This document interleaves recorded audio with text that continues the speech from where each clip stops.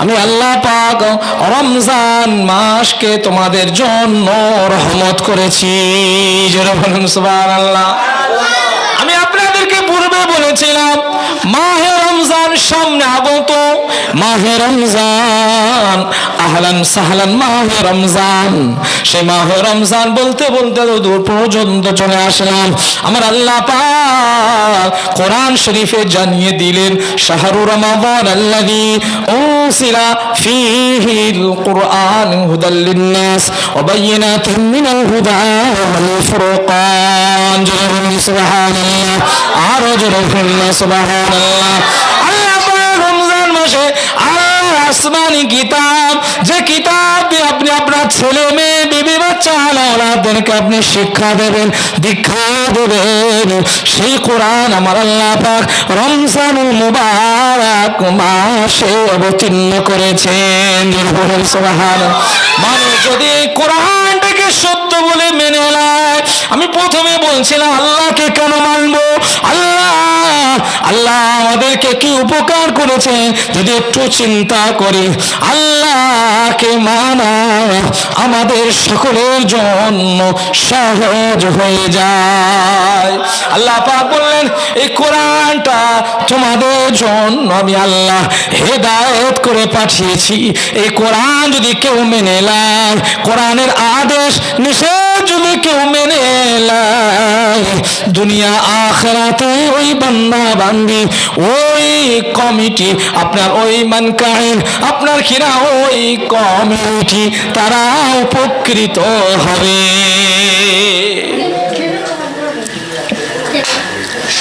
কোরআনকে মানতে হবে। আমি যে টপিকটা নিয়ে আলোচনা করছিলাম,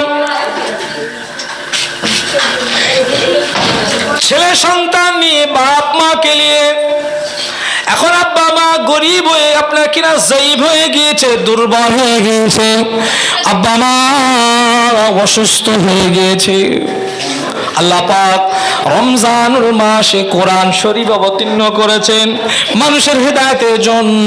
আমার আল্লাহ পাক ওই কোরআনে বলেন আইয়ামাম মা'দুদাত ফামান কানা মিনকুম মারিদান আও আলা সাফারিন ফাইদ্দাতুম মিন আইয়ামিন উখরা। জোরে বলেন সুবহানাল্লাহ। ও আমার বান্দা বান্দীরা, রমজান মাস চলে আসলো, আস্তে আস্তে আস্তে আস্তে রমজান কাছে চলে আসলো। রমজানের প্রস্তুতি না, রোজা রাখার প্রস্তুতি না, রমজানের হক আদা করার প্রস্তুতি না। যারা রমজানে রোজা রাখতে পারবে না, কারা রোজা রাখবে না? আমরা অনেক সময় বলে থাকি আমার শরীর খারাপ, আমি রোজা রাখবো না।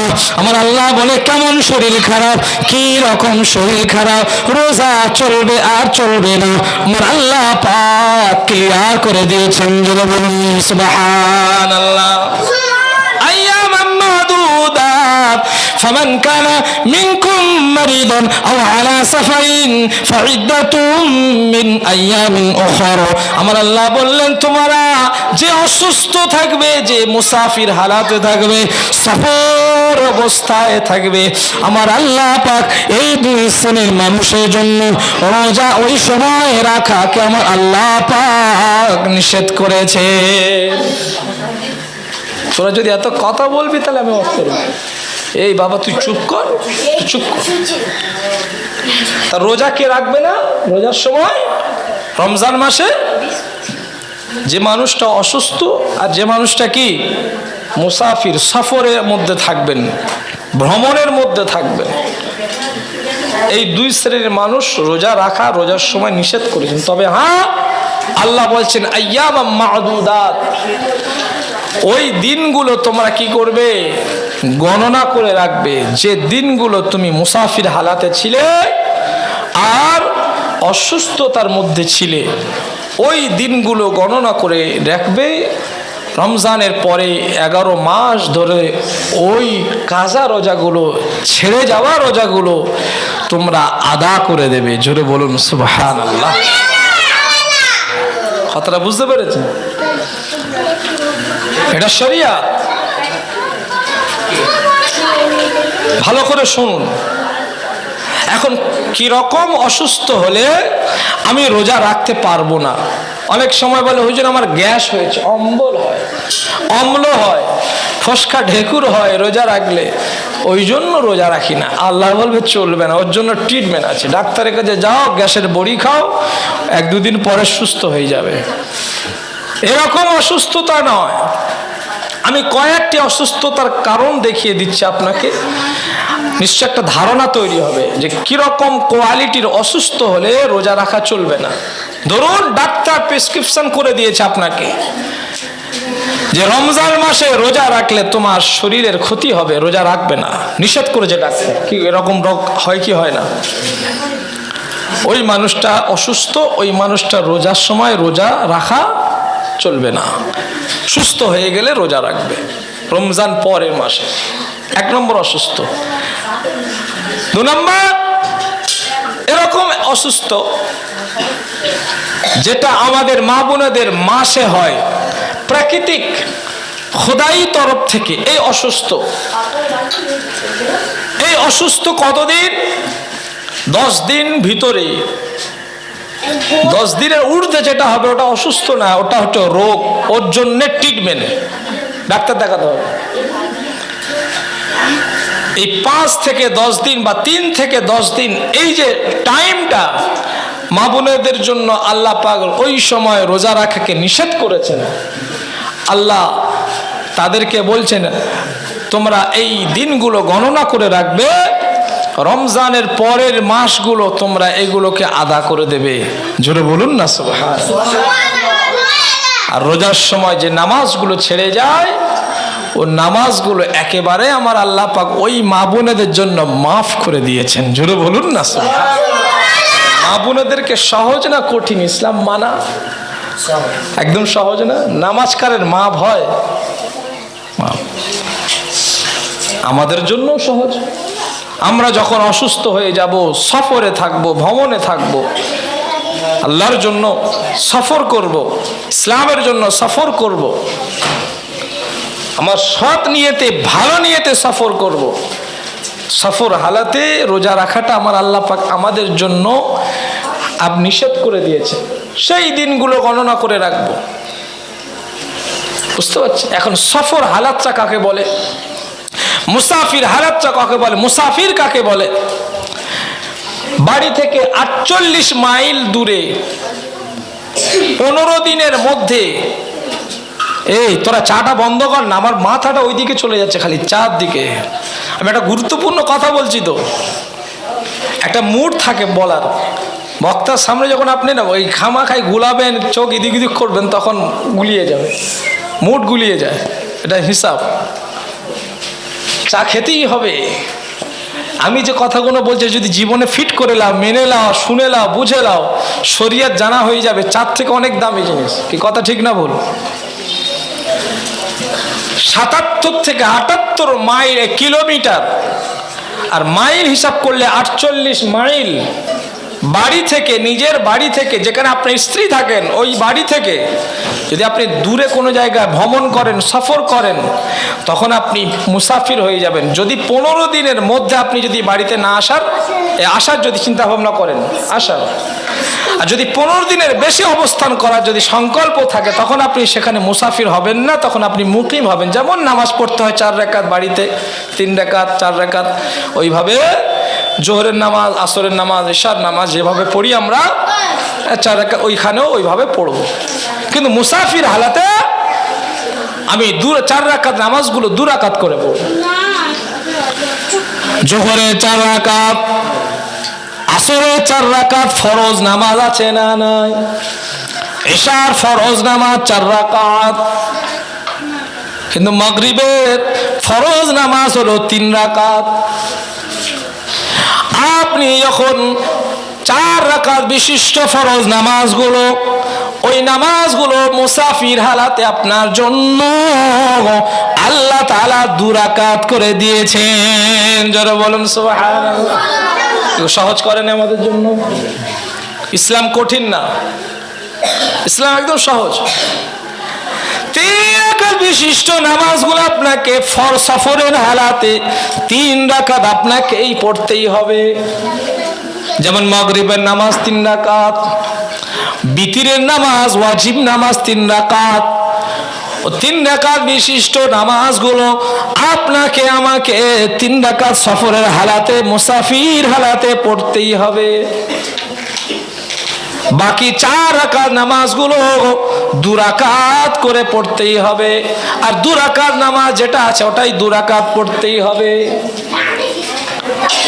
আর রোজাটা আপনার জন্য সেই সময় আল্লাহ পাক নিষেধ করেছেন, তোমার রোজা রাখতে হবে না, দিনগুলো গণনা করে রাখো। সারা মাস যদি তুমি রমজান মাসে মুসাফির হালাতে থাকো, সারা মাস তোমাকে রোজা রাখতে হবে না। তবে তুমি মুসাফির হালাতে আছো, তোমার ছেড়ে যাওয়া দিনগুলো তুমি গণনা করে রাখো। ওই দিনগুলো রমজানের পরের মাসে তুমি এগুলো 11 মাস ধরে আদা করে দেবে, আমার আল্লাহ পাক কবুল করে নেবে। इतना बैठ बकबस काहे कर रहा, चुपचाप बैठ। সারা জীবন বকবি তোরা, শুনবি কবে তোরা? হেরে পিন অফ সাইলেন্স। আল্লাহ পাক কোরআন শরীফের মধ্যে জানিয়ে দিলেন, রমজানুল মুবারক মাসে তোমরা যখন এই 2 হালাতে থাকবে, সফরকারী হালাতে আর অসুস্থতার কারণ থাকে, তখন তোমাদের জন্য আমি আল্লাহ ওই সময়ের জন্য রোজা রাখাকে আমি আল্লাহ নিষেধ করলাম। এবার বুঝতে পেরেছেন? আরো কিছু অসুস্থ আছে, যেমন আমাদের বাড়ি কিছু মুরব্বি থাকে, দেখবেন কেউ 1 মাস, কেউ 2 মাস, কেউ 4 মাস, কেউ 6 মাস, কেউ 1 বছর, কেউ 2 বছর, কেউ 10 বছর এরকম বিছন সজ্জা হয়ে যায়, হয় না? কিন্তু বেঁচে আছে।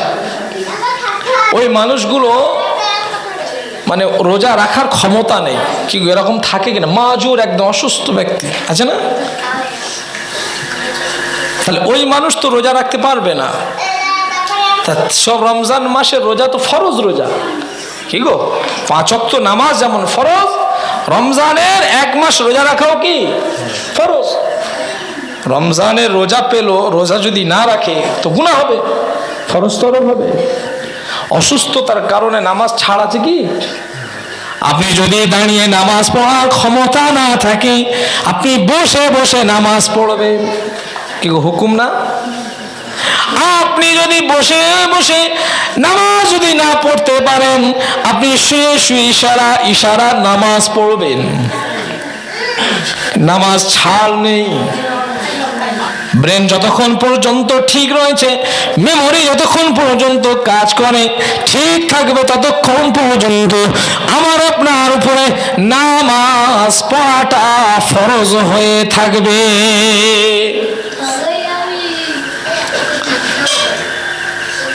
কথা বুঝতে পেরেছেন? কিন্তু রমজান মাসে ফরজ রোজা, অসুস্থতার কারণে শুয়ে শুয়ে ইশারা নামাজ পড়লাম, নামাজ আদা হয়ে গেল। কিন্তু রমজান মাসে ফরজ রোজাটা আমি যদি শুয়ে শুয়ে কাটিয়ে দিই অসুস্থতার কারণে, আমার আল্লাহ বলছেন তোমার ফরজ রোজাগুলো ঘাড়ে চেপে থাকবে। তার উপায় কি? অসুস্থতার কারণে যদি নামাজটা ইশারা শুয়ে শুয়ে আদা করে দেওয়া হয়, তার নামাজটা আমার আল্লাহ রব্বুল আলামিনের দরবারে কবুল হয়ে যায়।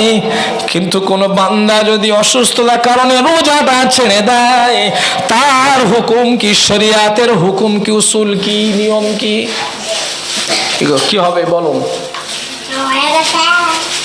ফেতরা জানেন? ফেতরা আর একটা দেখবেন শব্দ আছে ফিদিয়া।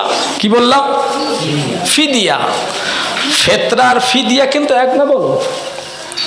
ফেতরা আলাদা আর ফিদিয়া আলাদা। ফিদিয়া কোনোদিন নাম শুনেছেন? শুনেছেন? শোনেননি?